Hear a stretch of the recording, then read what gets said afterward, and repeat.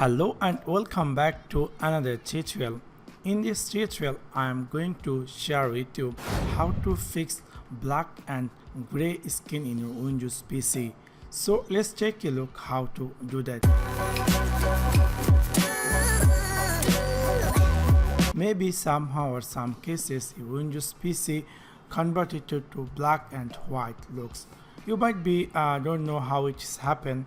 Even I also confused how happened to my PC. So in this tutorial I am share with you by step how you can fix this issue. It's really easy and simple things what happened to a PC. Let me share with you how you can fix this. Go on start icon and then click on setting, and then in the right side you will find easy of access. Simply click over there. In the left side you will find color filter. Simply click there, and here turn on color filter. Maybe somehow or some cases it's on, so if you want to off it, just simply click this off and it will return back as usual the colorful view on your Windows PC. So this is the simple tricks you can fix this.